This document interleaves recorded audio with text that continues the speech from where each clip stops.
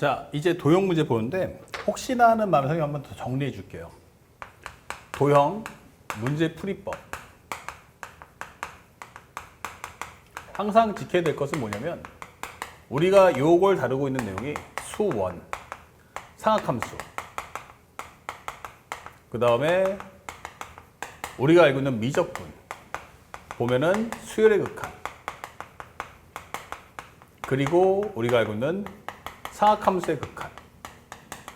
자, 여기 파트에 우리가 알고 있는 이 도형 문제가 뜨는 거예요. 그래서 기하학에 대해서 도형만 뜨면은 저 잘 모르겠어요 하시는 친구들이 꽤 많죠. 왜냐하면 이 문제 자체가 그림을 바탕으로 하기 때문에 이 그림에서 내가 원하는 것을 찾아내기가 쉽지가 않아서 그래요. 왜냐면 군데군데 주거든요. 그러니까 이 조건문들을 주는 것의 목적성이 뭐지? 라는 걸 알 수가 없어요. 그래서 이 문제를 풀 때는 어떻게 할 거냐? 1번. 잘 풀려면 첫 번째는 그림을 본다가 되는 거예요. 먼저 그림을 먼저 보세요. 어떻게 생겼는가 보시고요. 그리고 두 번째는 배경에 있는 수치오와 성질을 현재 이것을 그림에 입력해 주세요. 그림에 입력하기. 그 다음에 세 번째는 문제를 읽을 때 조건문과 구하는 값을 읽으세요. 조건문과 구하는 값 읽기. 자, 정리하시면 안 됩니다. 그러면 여기서 정리를 할 때는 어떻게 해야 돼? 할 때는 가장 중요한 게 구하는 값을 먼저 정리하세요. 구하는 값 정리.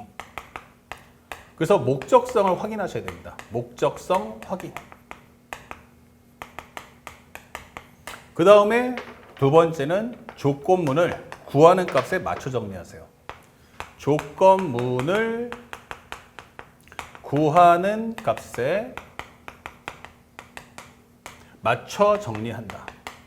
자, 이렇게 문제 푸시면 돼요. 이거를 꼭 지키면서 기하학 문제를 풀어주시기 바랍니다. 그리고 또 하나 필요한 건 뭐냐면 우리에게 필요한 도형은 딱 두 가지예요. 도형은 딱 두 가지. 하나는 곡선입니까? 예. 그러면 무조건 원을 떠올리시고요. 만약에 직선으로 둘러싸여 있습니까? 예. 그러면 무조건 삼각형만 떠올리세요.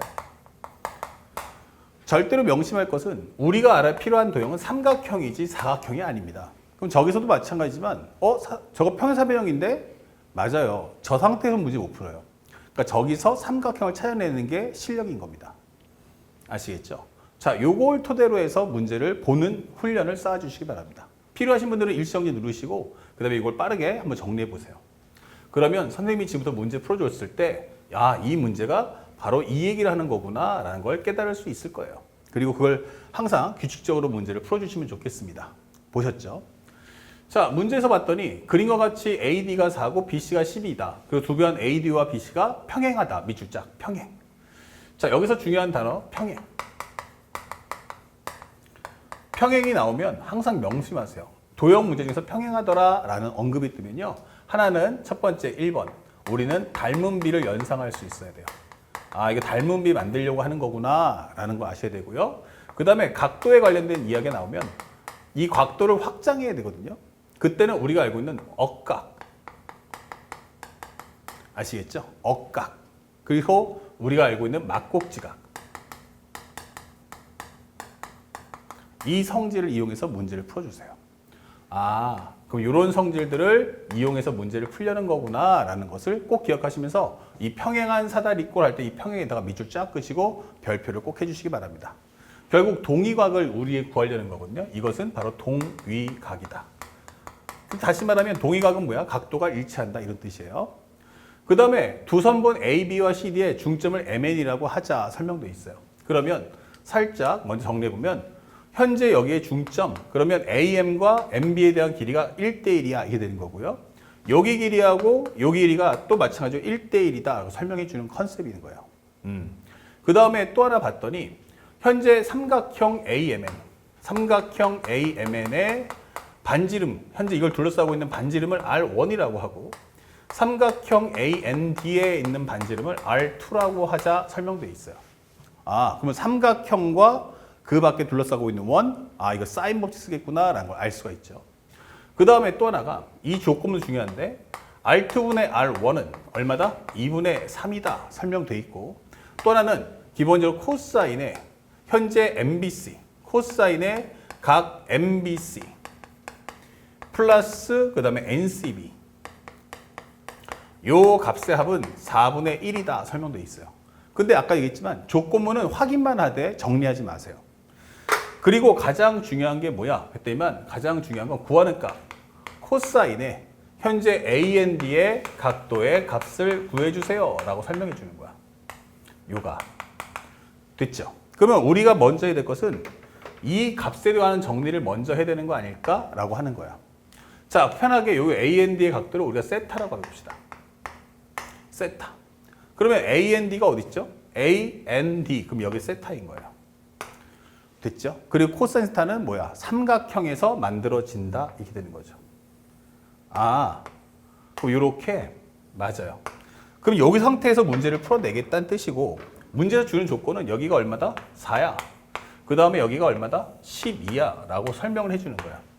근데 구하는 값이 뭐야? 바로 이거예요. 그러니까 이 문제를 살짝 오른쪽 와본다면 현재 이 그림은 이런 상태야 라고 설명해 주는 거야. A, 그 다음에 D, 그 다음에 N. 그 다음에 여기가 뭐다? 세타. 이렇게 되는 거죠. 요 길이가 얼마다? 4. 그러면 여기서 코센터 구한다는 거. 이거 보시면 알겠지만 직각삼각형 아니에요.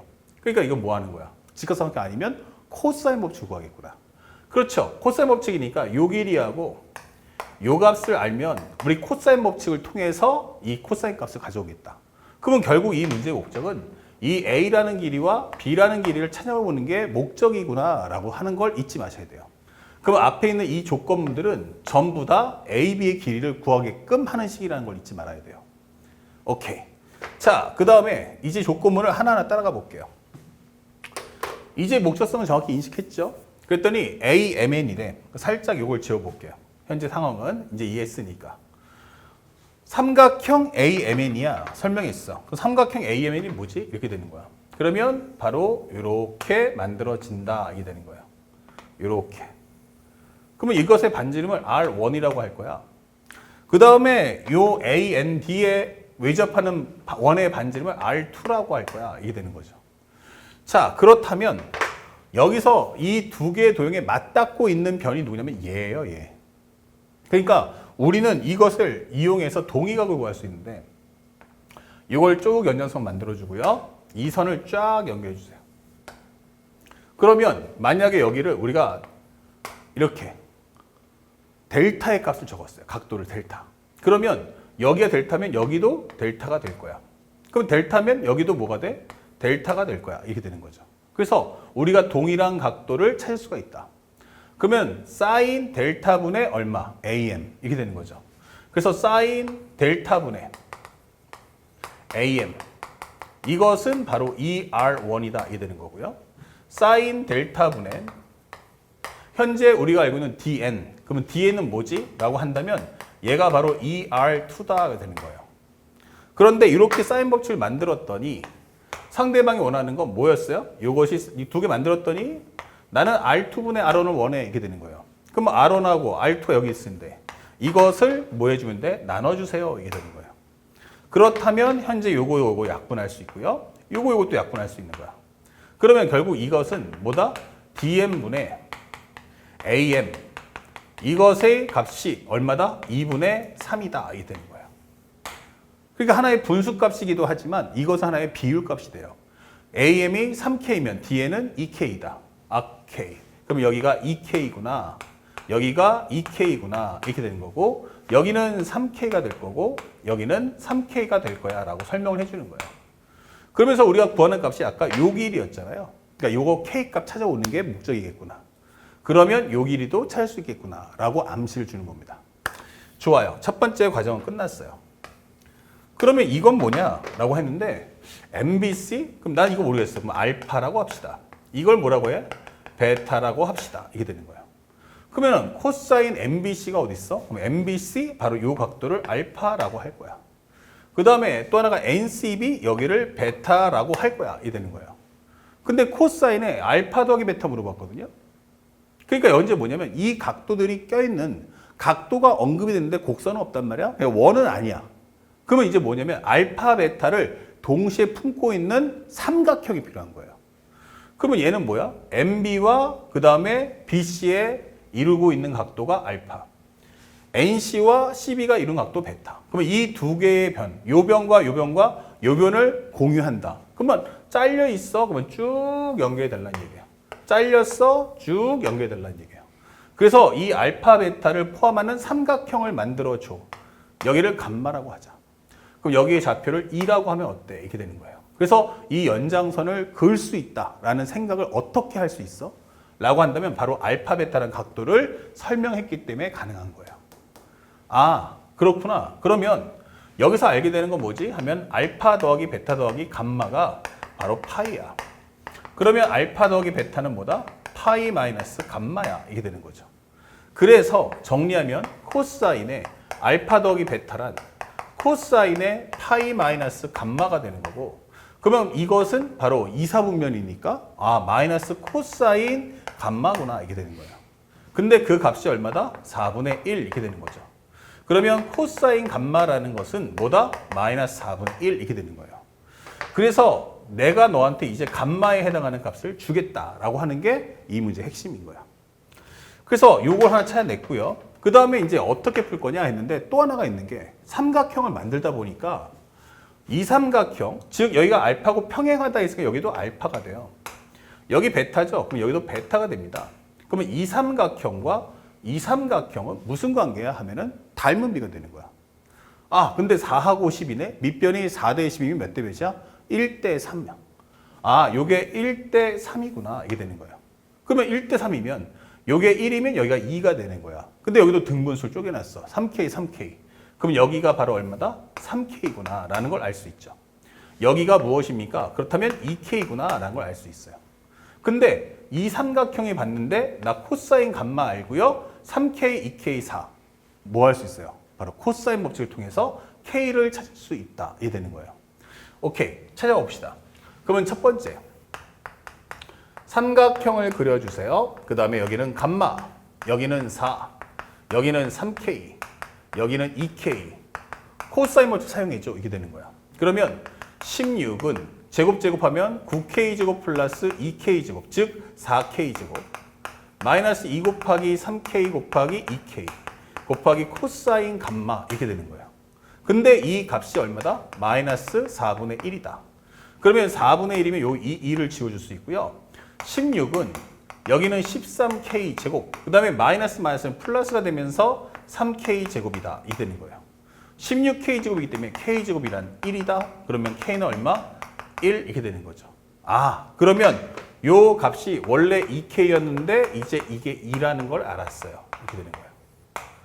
아, 그러면 이제 나머지 이제 뭐만 찾으면 돼? A 값만 찾으면 되겠구나. 이게 되는 거죠.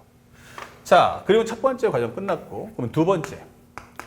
A 값 찾아주세요 라고 했는데 살짝 와보니까 요 길이를 나는 A라고 할 거야. 그러면 A를 포함하는 삼각형이 여기도 있지만 근데 여기서 내가 델타 값을 모르잖아. 하지만 요것만 삼각형인가? 라고 했더니 이 큰 삼각형도 보여요. 여기가 K가 1이라고 했죠. 그럼 요 길이가 얼마? 4. 요 길이가 얼마야? 그러면 여기는 3 이렇게 되는 거죠. 3, 4, 감마 A 이렇게 되는 거죠. 그럼 여기서 A 값을 구할 수 있다. 살짝 또 오른쪽 옵니다. 그러면 현재 우리가 원하는 값은 이렇게 되는 삼각형이고 여기가 A, 그 다음에 여기는 3, 4 이렇게 되는 거죠. 여기는 감마 이렇게 되는 거예요. 이제 최종 목표인 A 값 찾아보세요. 그럼 A제곱이란 3의 제곱, 4의 제곱, 마이너스 2 곱하기 3 곱하기 4 코사인 감마 이게 되는 거예요. 그러면 이 값은 얼마다? 마이너스 4분의 1. 그러면 얘랑 지워지고요. 25 플러스 6이니까 31이야. 그래서 A 값은 루트 31 이러시면 끝나는 거예요. 아, 그러면 여기 값이 얼마다? 루트 31이구나 라는 것도 찾을 수가 있죠. 자, 세 변의 길이를 모두 구했습니다. 세 변의 길이를 구했기 때문에 이제 마무리는 이제 뭐 한다? 우리가 원하는 코사인 세타를 구하시면 돼요. 맞은편 길이 제곱하시면 16은 A제곱 더하기 B제곱이면 31 플러스 4 마이너스 2 곱하기 3, 루트 31 곱하기 2 곱하기 코사인 세타 이게 되는 거죠. 요거 정리해서 넘겨버리면 4루트 31 곱하기 코사인 세타는 35죠? 빼버리면 19 이렇게 되는 거예요. 그러면 코사인 세타란 현재 4루트 31분의 19다 될 것이고 위아래 루트 31 곱하면 19 루트 31 여기다가 4 곱하기 31이면 124 이렇게 문제를 풀어주시면 되는 거죠. 그래서 생각보다 그렇게 어려운 문제는 아니다라는 걸 알 수 있고요. 대신에 이러와 같이 기하학 문제를 올바르게 풀고자 하시는 분들은 정답은 몇 번이야? 일단은 4번이라고 체크해 주고요. 이런 도형 문제에서 좀 당황하거나 나는 좀 많이 위축된다 하시는 분들은 꼭 지금 배웠던 이 원리를 꼭 생각하세요. 먼저 그림을 본다. 2번 배경에 있는 수치와 성질을 그림에 입력한다. 3번 반드시 뭐 하자? 그 다음에 이제 문제를 쭉 읽으면서 조건문과 구하는 값을 먼저 해석해 주세요. 하지만 식정리의 원칙은 무조건 구하는 값을 잡아놔야 앞에 있는 조건문들이 뭘 위해 존재하는 값인지를 알 수 있어요. 그래서 구하는 값 최적화 정리하고 조건문을 구하는 값에 맞춰 푸시면 모두 깔끔하게 소화할 수 있습니다. 도형은 무조건 삼각형과 원만 떠올려서 공부하시기 바랍니다. 다음 문제 보겠습니다.